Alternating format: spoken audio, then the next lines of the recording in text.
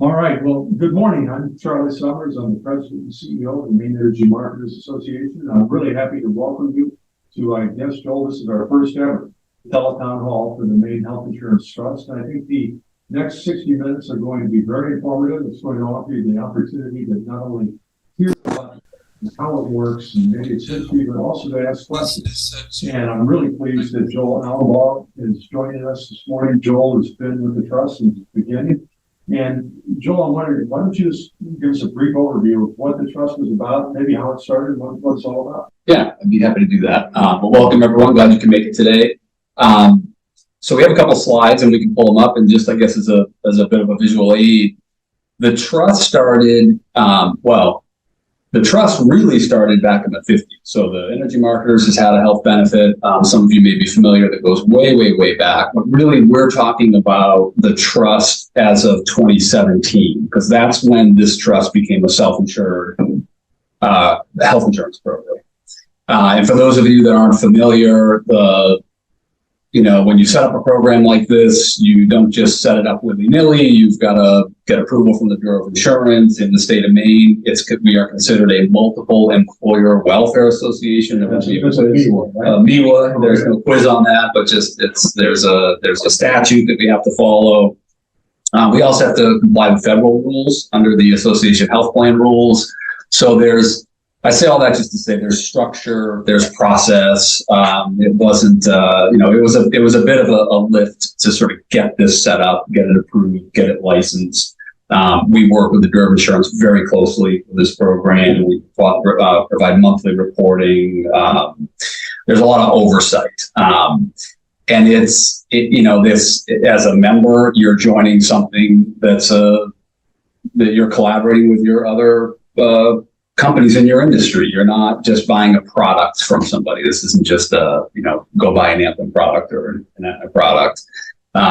You're jointly severally liable to each other. There's a financial screening. There's participation requirements. So, all of those things are just, I say all that just to say that structure is because of the regulatory requirements, both at the state and federal level, that we need to we need to run this organization properly.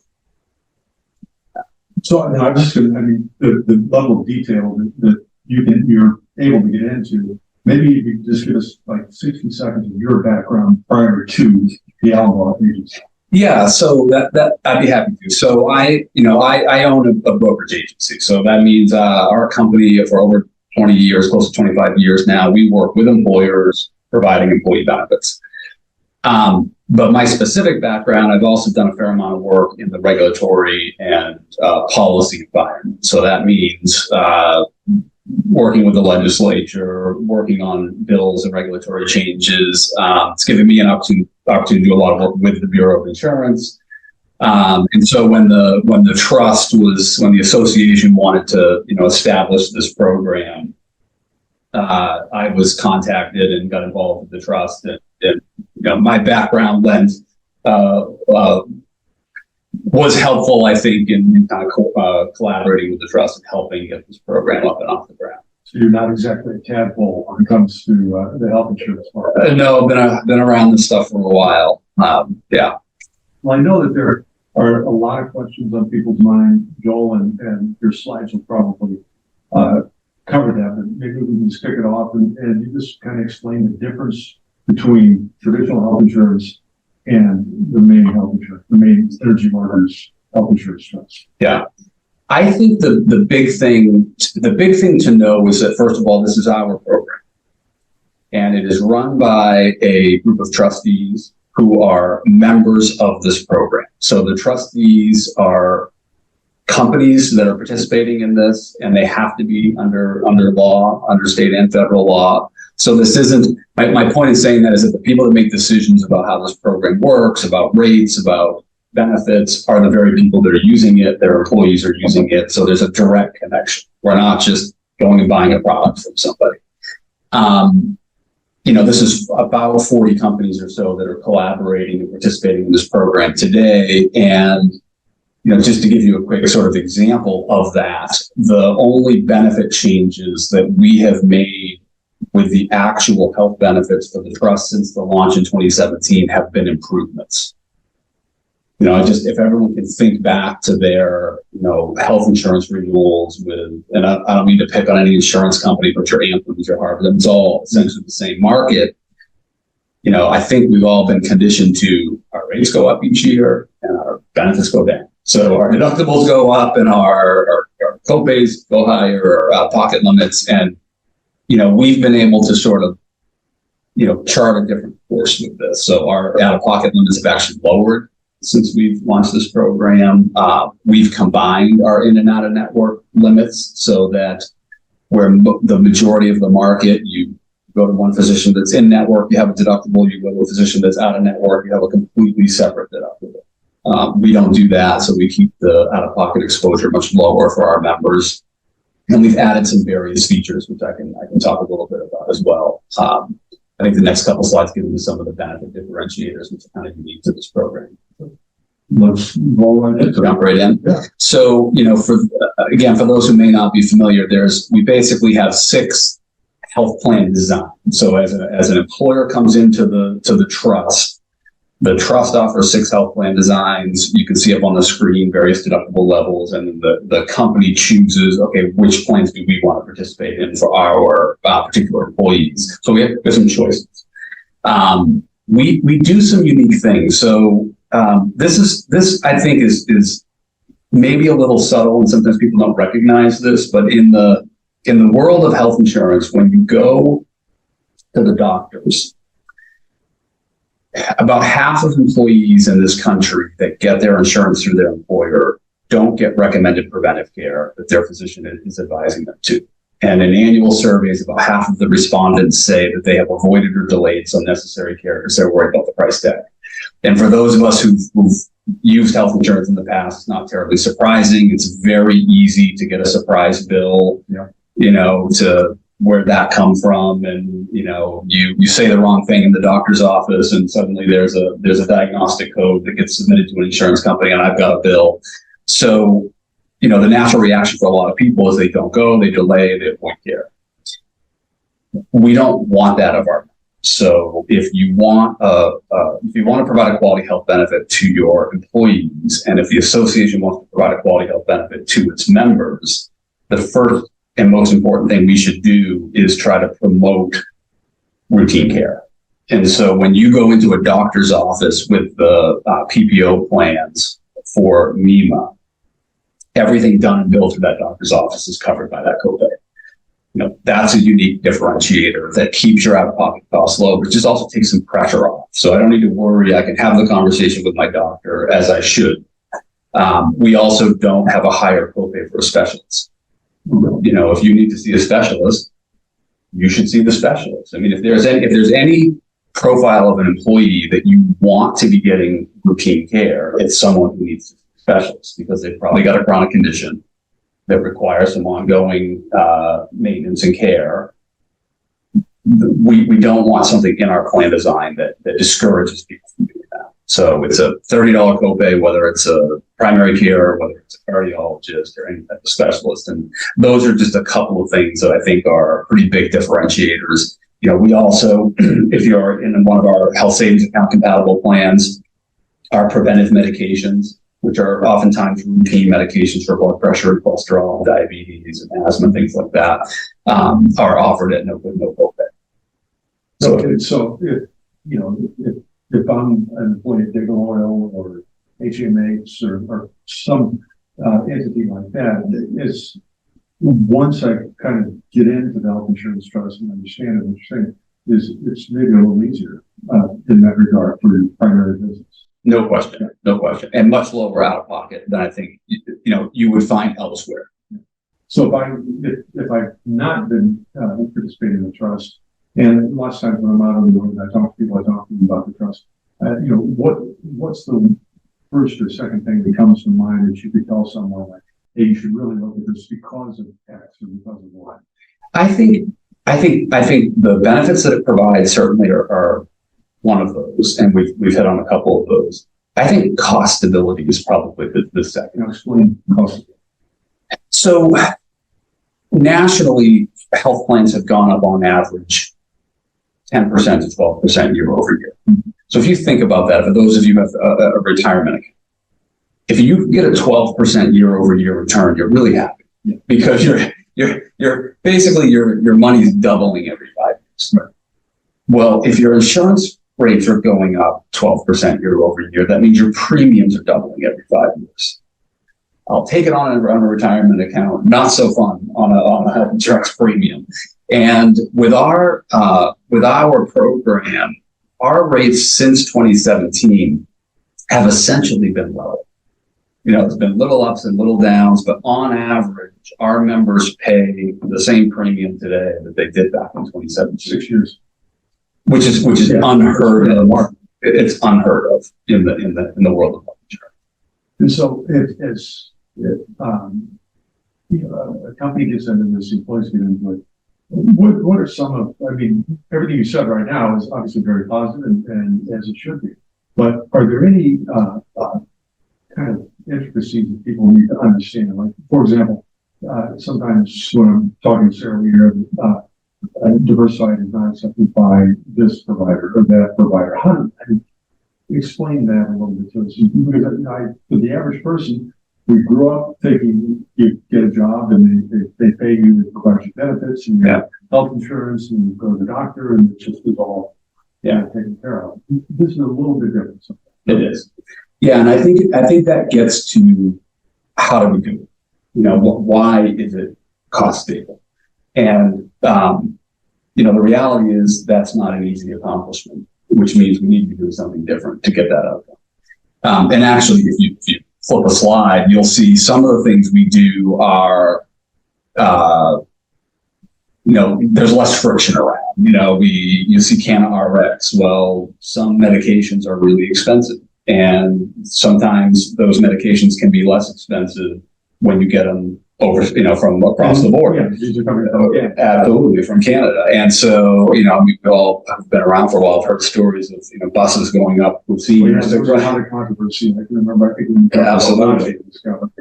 And they allowed that because controversy went back and forth. But now you're saying it's fairly routine. Yeah, and so we have a mail order service, for example, for people that have a brand medication, they can't get the generic or can't use the generic for whatever reason, or maybe it's a brand that doesn't have a generic alternative.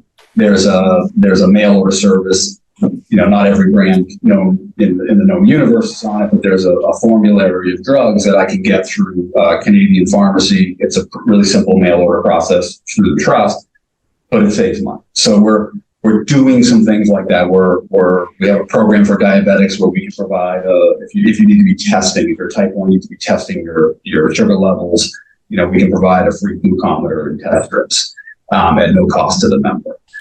We have a shopping tool that we provide employees so that they can, if they're a member of the health trust and the doctor says, hey, you need to go get, fill in the blank, an x-ray or an MRI, there's a tool I can put on my phone and I can search ahead of time and say, okay, well, where could I get that around me? And is there a cost difference? So some of it is sort of paying attention from that perspective. The other part of it, which is I think where members are more likely to potentially feel friction, is how we manage hospital bills. So one thing if I can interrupt just a second, Joel.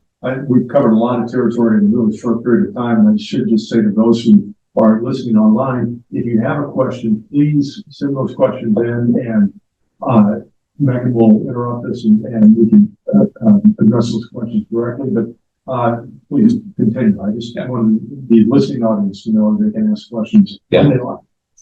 So for context, if we think about all of our members using services, they're going to doctors, they're going to pharmacy, they're using services. 90% of those interactions are with physicians outside of a hospital system. So the bulk of the interactions our members are having are not with a hospital. And with those interactions, we use a network. So the experience really should be very similar to what it would feel like if I did have an Anthem, if I did have an Aetna or some other commercial insurer. We don't. We use an administrator. diversified group. So the ID card that you have as a member says diversified group versus Anthem. They are our claims administrator processing claims for us. Hospitals are about 10% of our actual interactions, but hospitals are expensive. And so for anyone who's ever been to a hospital, had a surgical bill, had an overnight, I'm not telling them anything they don't know. You get those bills in there and they can be jaw dropping. Hospitals are really, really, really expensive. And what we do with our program is we use a strategy called reference-based pricing. We didn't make it up. It's not something we developed. It's something that the majority of Fortune 500 companies in this country are self-insured, and the biggest trend for how those companies manage healthcare expenses is reference-based pricing. So reference-based pricing would be just sort of an aggregate of prices that they've agreed on and how much they'll pay. Yeah, and so there's two ways that insurance companies go about this. So an insurance company is going to go to the hospital and they're going to negotiate in advance, and they're going to establish a contract and say, okay, if any of our members come in for X service, this is the price that we're going to pay. So Maine Medical, for example. Yeah. Anthem goes in and says, okay, this is what we'll pay. Correct. Okay, and this Correct. What you're explaining is essentially the same thing within the trust. The trust is going to be different. So with a commercial insurer, they're going to go in, they're going to negotiate. Now, in theory, as a member, you'd think, okay, well, Anthem's got a lot more leverage than I do. They've got a lot more members, so they're going to be able to negotiate a better price for whatever service when I need to go in the hospital and use it. But in reality, what's happening is that those prices that are being negotiated are multiples of the cost to deliver the service. So now I'm going to. So, for example, So for example, it costs the hospital $5,000 to do that particular surgery. Right. And my hand operating on it. Yeah. For $5,000. $5,000, and I should use different insurance company. Insurance company A goes in and negotiates. Doesn't because it's all the same, and I legitimately don't mean to pick on it. It's just how the whole system works, right? But it's they've gone in and they've negotiated. Well, you think, well, geez, maybe they've negotiated 6,000 or 7,000, some reasonable association or approximation of the cost to deliver that service, but they haven't. What they've negotiated is 25,000. So again, multiples of the cost to deliver that service, and this has been documented. There's been studies on this. Maine's been an outlier in the country. Happens all across the country, but Maine's high. Is that because of the manual coverages, or? There's probably, we're a small state. There's only so many insurance companies. There's only so many hospital systems. It's, we're going to ultimately be the ones who pay, but we don't get invited to the negotiation. So just the system itself is. So what you're saying? Not ideal. They go in, it's a $5,000 procedure, but they negotiate $25,000. That's in reverse, right? Yeah. Okay. Yeah. So now the federal government, if we think about how the government works, most people that go in, we go to a lot of seniors in our country. There are a lot of people who are 65 plus. We have more people who are 65 plus in the state of Maine per capita than any other state in the nation. Okay, so we're the oldest state in the nation. So now you think about, well, how does Medicare? So the federal government goes in, and what they do is they require the hospitals to tell them what it costs to deliver the service. And they do that through mandatory reporting. And then Medicare says, okay, well, here's what we're going to pay. So there's not a negotiation. This is the federal government. You've worked for them, so I'm sure you can understand that dynamic. They've got the leverage to say, here's what we're going to pay. Yeah. And what they pay is something they're trying to get close to what the cost of deliver that service is. Two very different approaches. Reference-based pricing says, okay, we're not going to go in and establish a network agreement with the hospital in advance. So I want to just clarify that. Any member of our program can go to any hospital anywhere in the country, and it is deemed in network for the purposes of your meeting your out-of-pocket, meaning your deductible, things like that. So there's no such thing as an out-of-network hospital for our members. Mm-hmm. But MEMA does not go in and negotiate with the hospital in advance. We don't hire an Anthem. We don't hire a an insurance company and contract their network. We don't do that. What we do is we let our patients go in. The front end of that experience should be very similar to what any of us would be used to. So someone at the desk asks me for my insurance information. I give them my card. Services are delivered. The back end of that experience is where it starts to get different. And, these slides we could probably flip through because we our members who've been in this program for a while may have seen literature that says ELAP. And ELAP, what exactly is ELAP? ELAP is a vendor, and ELAP is the vendor that we contract to administer the reference-based pricing portion of our program. And I know I'm kind of jumping around. Which is okay, but, yes. I know there are probably a lot of people listening today.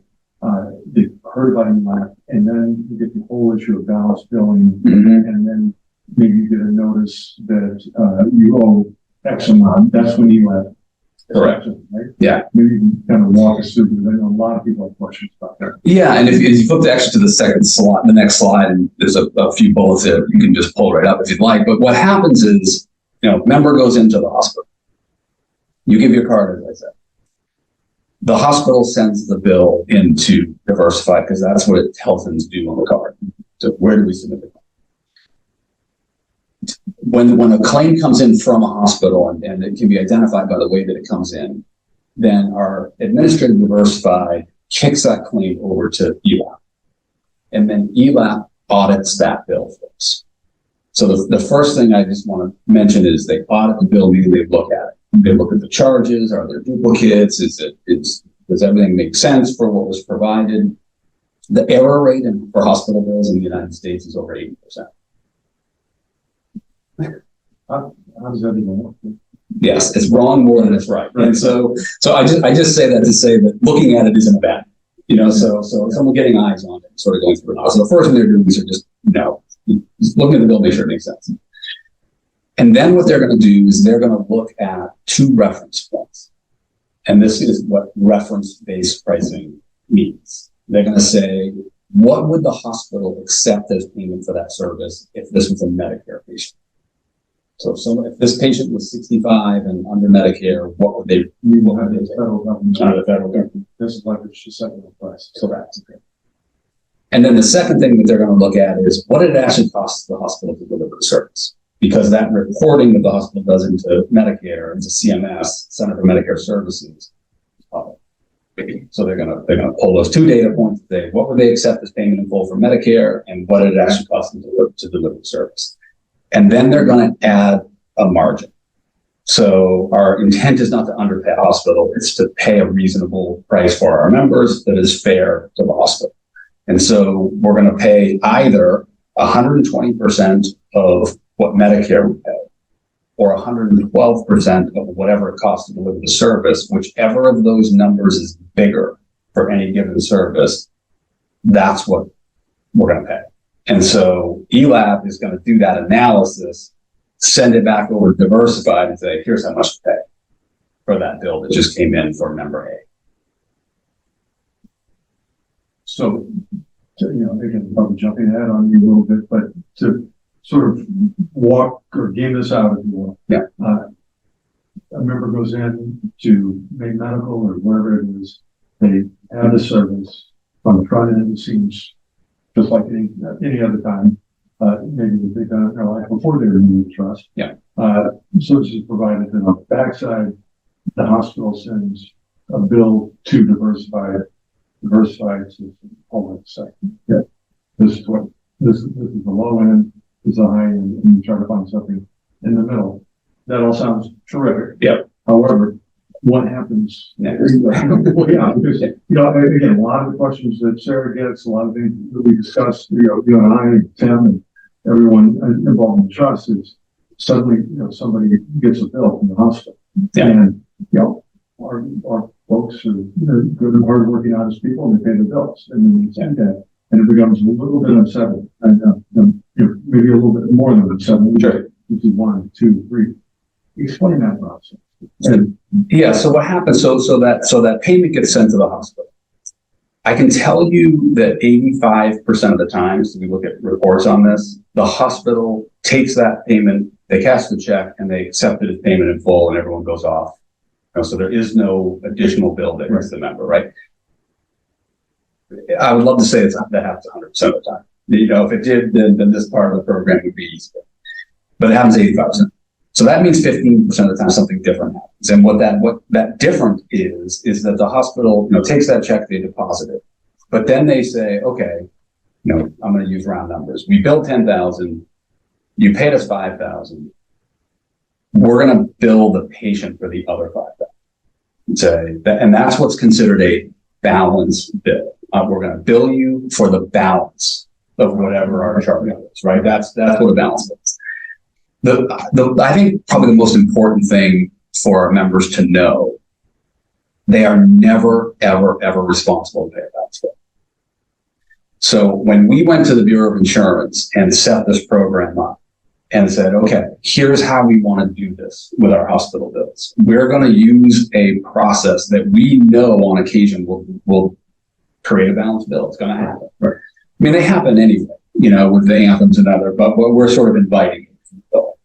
So we said, we know this is going to happen. The Bureau of Insurance, in order to approve us even doing this in the first place, we had to demonstrate to them that in ELAP's history, so ELAP was in existence 11 years prior to us launching the trust. They are the largest, longest running reference-based pricing vendor in the country. And the number of bills they processed and audited was, in the many millions, when this all started.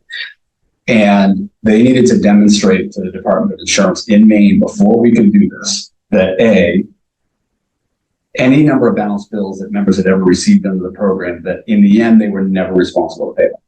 Meaning ELAP needed to show 100% success rate in ultimately resolving balance bills, which they did. And the second thing they needed to demonstrate was that, and this is probably one of the big questions and concerns people have, is, did anyone get a credit ding on their credit, because of getting a balance bill? Right. And they, again, had to demonstrate with 100% success rate that there were no credit dings that were stuck on someone's report. And I'll qualify that stuck, in just a second.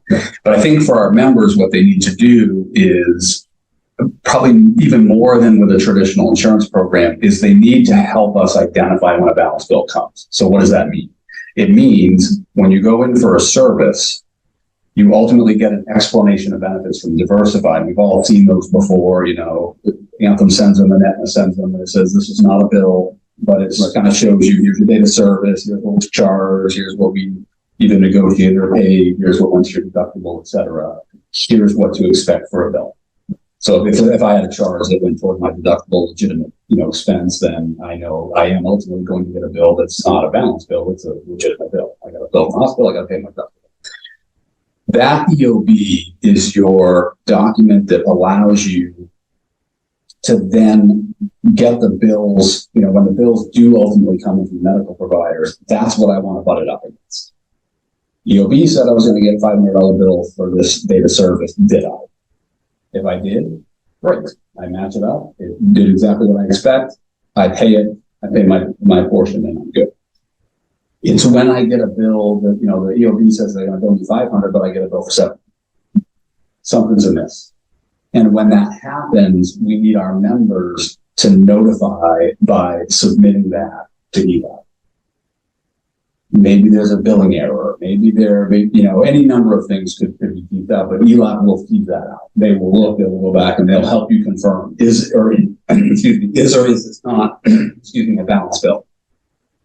And if it is a balance bill, then they'll step in to help take over sort of the communications with the hospital to, defend against that balance. And one thing you said just a moment ago, and I'm looking to slap the table on this, as you will, is that, I think I heard you correctly. No one is ever responsible for a balance. Maybe you can just underscore that one more time, because I'm not picking any issue. I'm just saying that it's important. That's important. It's important. I think it's an important difference between traditional health insurance and trust, that the balance bill, comes out from time to time. Yeah. But I think it's important for everyone that's online today and listening to hear that one more time and maybe you can sort of walk us through the process. All right, you've got the balance bill, hospital X says you owe this, yeah. Diversified says you don't, and then ELAP is saying you don't, but you're still getting the bills. Yes. What do you do? Well, does it ever go away? I mean, Yeah. how does this kind of finally get resolved? Yeah. So I will reinforce that our members are never, ever responsible to pay a balance bill. Ever. And they shouldn't. And, you know, what's also important for our members to know is we don't know if you got a balance bill unless you tell us. You know, the hospital didn't send the balance bill to Diversify. They didn't send it to ELAP. They sent it to, you know, patient X.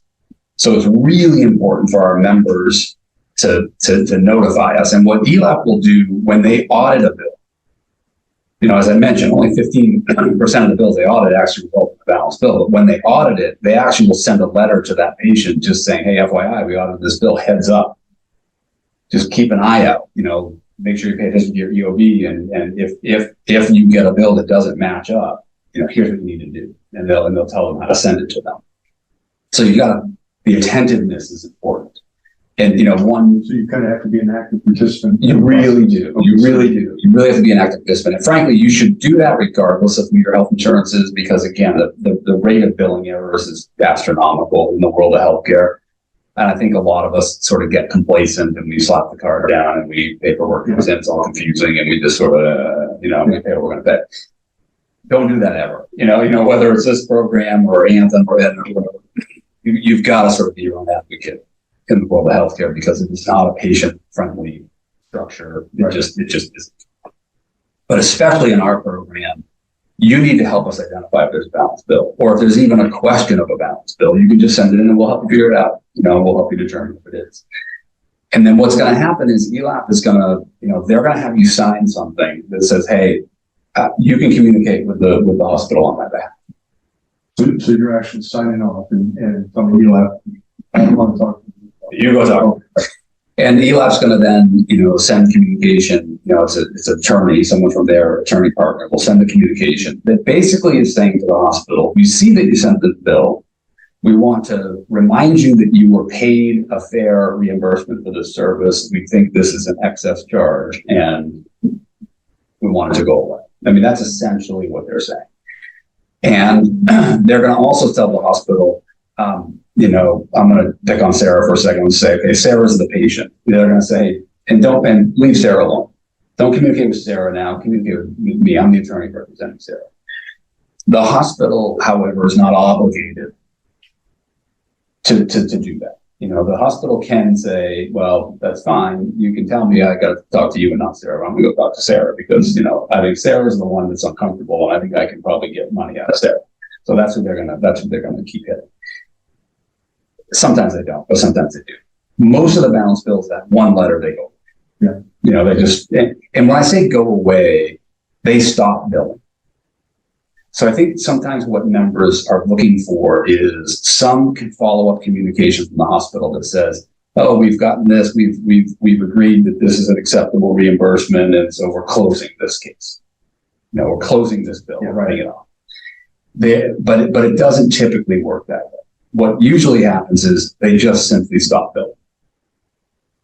And so it just sort of stops, it ceases. So that's a sort of a big difference from, let's say, you know, you independent, right? And you submit to insurance, right? And get together and it's all over with, and you just carve it out and back on the road.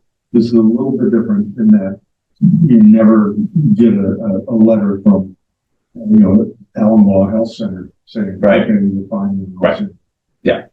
Yeah, it usually just stops. And so it's I think sometimes the lack of written closure can be uncomfortable for people.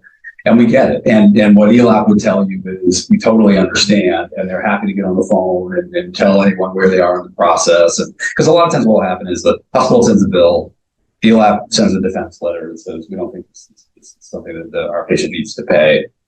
And the hospital, you know, sends another bill. And a lot of times it's in their system, in their billing system as an unpaid bill. And so it's just kind of wrong. Yeah, exactly. exactly. And sometimes, we'll hear people get collection notes. Yeah. And that's awfully unsettling. Yeah. Person. Yeah. And so what usually happens is, a hospital wants to get paid for something, they send a bill. They might send multiple bills. And then they get to a point where they move it from their billing office to a third party. Sometimes that's an actual collection agency, sometimes it's a billing service. There's a distinction between the two, but some other entity. But typically what happens is the letters that come look scary. That's the result. They're telling you we're going to get we're going to dig your credit. And again, the member's responsibility, the member has two things to always remember. One, I'm not responsible for this bill. Two, I need to send any communication I get in any form from anyone related to this bill to ELAP. If I do those two things, then I will never be responsible to pay the bill, and ELAP will ultimately resolve it. So they'll sort of deal with it. And if it goes to a collection agency, then when they say don't contact Sarah anymore, now you contact me. Now, if that collection agency contacts Sarah after getting that indication not to, they've just violated the Fair Credit Reporting Act federally in their trouble.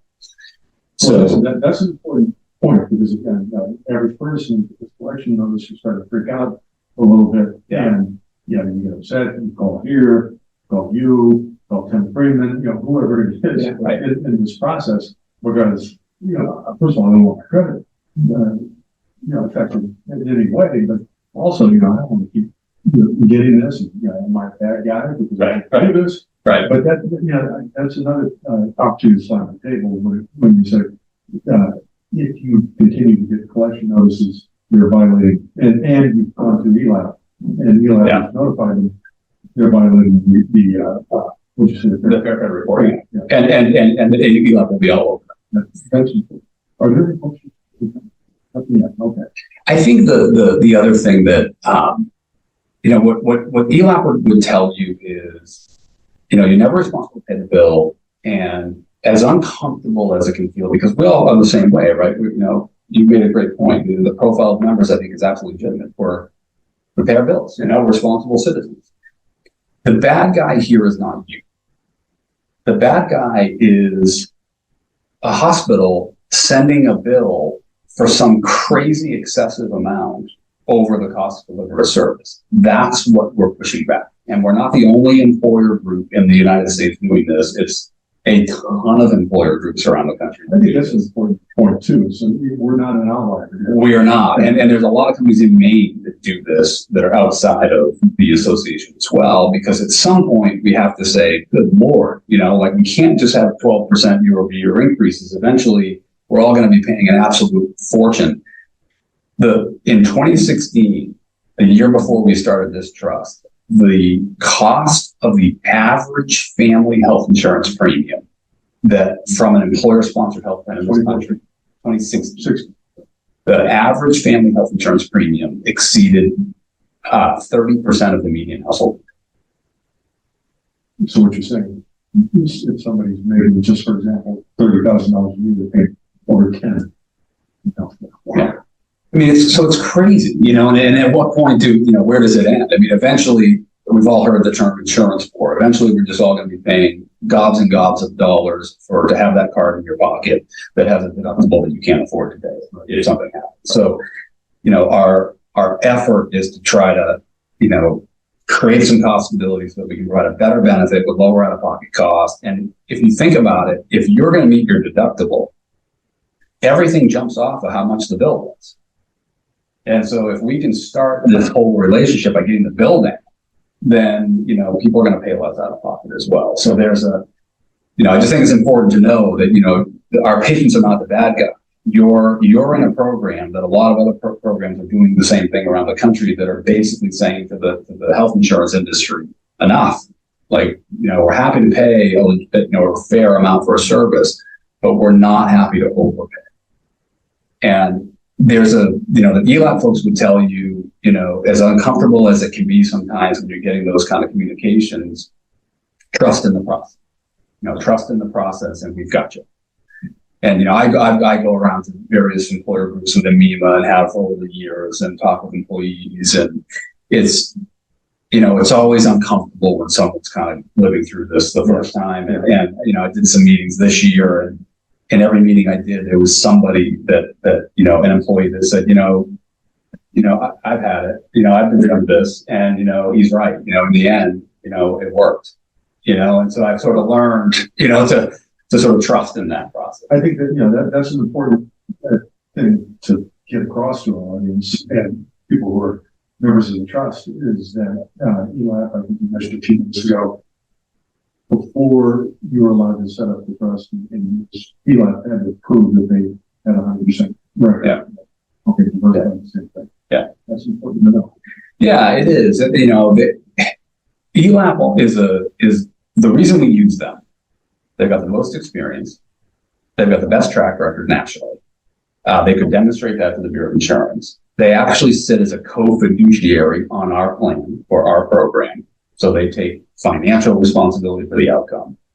If there's ever a bill, and they chase the balance bill to its finish. So let's just say a member works for pick a company, a Daigle Oil, and is on the health trust, and a balance bill. They get a balance bill somewhere and they determine their membership. They move to Florida, and they no longer are an employee of Daigle. And they, some number of months later, some bill resurfaces from a balance bill because some, communication for a bill they thought was settled. Yeah. ELAP will still be responsible for that bill. So even though they're no longer working for Daigle Oil, they're sort of out of that family, so to speak. ELAP still comes back and represents it. Yeah, they'll take them all the way to the end. Yeah, which is important. We need to be able to make that commitment to the members. That if the only way we can say confidently you're never responsible for that balance bill is if we make a commitment that we're going to handle it, to the end. And and if you think about this, people get balance bills for random amounts. I mean, we see balance bills for under $100. So, if everyone's thinking, like these are going to be big bills, they're not always. We see balance bills for really, really small amounts. And with those, send them to ELAP, they're just going to pay it. Yeah. It's not worth the attorney's time to even write the letter. I think I'm going to make this up, so don't hold me to this, but maybe $300, $350 or so. There's a threshold where, balance bill, they're just going to pay. And then those will just go away. If they ever, are working with a collection agency or, there's some dispute about a bill and there's ever a reason to just settle, to agree to some amount, then ELAP is going to be the one that pays that amount, and not the trust, actually. So they'll handle that to the bitter end. One point I think I made a point about credit impairment that sticks. We had a member in our early days of this program, I think it was in the first year, that had a credit impairment. This was one of our members. And the reason they had a credit impairment is because nobody knew about the balance bill until there was credit. So the employee apparently got the balance bill, but never sent it. No one never notified it. And then gets some kind of a credit gain and then notifies. Of course, the first thing we're doing with that employee is kind of reminding them, hey, if this happens in the future, like this is what you need to do. We can avoid this ever happening. But when that happened, ELAP contacted the credit agency and the hospital and resolved the bill. So, and at that point, they just had to pay the bill. But sort of the underlying message here is you touched on at the beginning and throughout. You have to be happy. You really do. Yeah. This is not a passive situation. Shouldn't be a passive situation. Now, there's a question that I got a few weeks ago. If there are members or companies that are members of the trust and have employees that are over 65, and there are a lot of those, does the health insurance trust then come in as the supplemental backup to their insurance once they're on Medicare? It actually depends. So if, the first question is, are those members enrolled in the health plans? And we'll assume that they are, right? Then it actually, there's something called coordination of benefit rules, where you sort of who's on first, like who pays first, right? And it actually is driven by the size of the company. Well, people don't realize this, but your employer has 20 or fewer, I think it's under 20. I can't remember if 20 is the mark on one side or the other, but at 20, if it's smaller than 20, Medicare pays first. And then the health plans through the trust would come in second. And if the company is over 20, the health plan pays first, the company health plan, and then Medicare comes in second. Okay. So in those cases, for those members, they actually need to give that all they need to know is give the Medicare card and give the card for the program here, and then the provider should be able to figure out who needs to be billed, and they'll figure out something. I think that's those kind of little questions like that come up all the time. Yeah. On the road and mention the trust, and sometimes the people that own the company are beyond 65, right? Or their drivers. As we all know, there's a big shortage of CDL drivers. And in fact, I'll give a little commercial for MEMA's CDL program. We've been running a very successful CDL program to try and get more drivers in the mix, if you will. But a lot of the drivers are beyond 65, maybe beyond 70. And we need them. Yeah, absolutely. Yeah. So that's an important thing to know, because people encounter it and they come across it. Joel, we've got probably 10 minutes left in our town hall. Are there any areas that we didn't touch on? Anything in your slides or anything that I think would be important to know as we head into this busy season for the fuels industry? One thing that I think would be helpful for members to know, we contract with Bernstein Sure for our legal support for the trust. So Bernstein Sure is a large Portland law. They are very well known Portland law firm. If they're not the largest in the state, they may be the second largest, but they're great reputation, been around for a long time. And we have an ERISA attorney. ERISA is the federal law that kind of company benefits and human resource stuff all falls under. Great attorney who supports the trust. So they're helping give us advice and when things come up. But they're also available to our members. And so when you make a comment about someone maybe trying to figure out, Jesus, I've got someone over 65, how does this work? And sometimes our members might just have HR or sort of employment related questions that come up from time to time. So maybe can you throw out an example? I'm trying really hard to get this key employee to come back and drive for me, and I want to make some arrangement with them to have them come. What can I do and not do without creating a discrimination issue, maybe for my other drivers, or that might be an example. So what you're saying is that as members of the trust, they can avail themselves of the services of Bernstein Sure at no additional cost. Correct, because the trust is we're already paying on your behalf. We're paying to have them available to our members. And for the services that they provide, a lot of our members are small companies, and they're not, used to having the kind of resources available to them that, a really large company would have. But because of the membership in the trust and because of that legal relationship, that's a great resource available to our members. And any HR question? Really? Yeah. That's a wonderful benefit. Yeah. Because you're talking about kind of cost benefit of ELAP attorneys engaging in something that's under $600. Bernstein Sure, they're easy. $300 an hour, probably $500-600. Easily. And what if maybe you just need to set up a benefit handbook? Yeah. Or an employee handbook, and you have questions about it. You're trying to figure out, am I supposed to be filing anything? What am I supposed to be doing? There's so many rules and regulations that a lot of times small employers don't even realize until they get some notice from somebody that they didn't do something they were supposed to. Maybe it's just can you just look at what I'm doing and see is there anything missing? Is there anything I need to be aware of?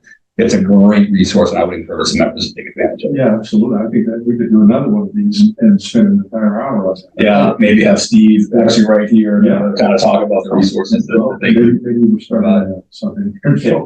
But I getting close on. Is there anything else that you'd like to cover? Anything just that members need to know? Or I guess the only thing that I might say is that if there's any questions that come up, you got your card, you got your diversified card, there's a phone number to call. I mean, Sarah, who's sitting just out of screen here, but it is obviously a great resource for members. But if you have any questions, you've got a lot of support around you. Our office is always happy to help. So I guess I would just say, don't suffer in silence. If you got any issues whatsoever, pick up the phone, call. If we need to escalate something that really needs to be dealt with, we can certainly do that, and we will do that. And, don't hesitate to use the resources that are available. Joel, you've been really terrific with your time today. I know you're a very busy person, and for you to travel to Brunswick and be with us today, I think has been incredibly informative. We've learned a lot in the short time that you've been on the air. And this is being recorded, Maggie, correct? And so we're going to hang this on the website. And those who weren't able to attend will be able to see this. If you have questions, give us a call. Call Sarah, call Joel, call me, and we'll try to get you to the right place on it. This is I think, been a great almost hour. And I want to thank Maggie Sylvester, who set this up, and certainly Sarah, who is on the front lines every day and does a tremendous job. And it's, I think, fairly plain to see that this is a wonderful alternative for those who don't want to participate in the normal healthcare market. We can offer tremendous benefit. It's a great benefit of MEMA membership. Joel, thank you so much for being here today. Pleasure. Appreciate it. And we thank you all for joining in. And again, this will be hung live on our website. It's being recorded. And pass it along through your HR divisions in your company.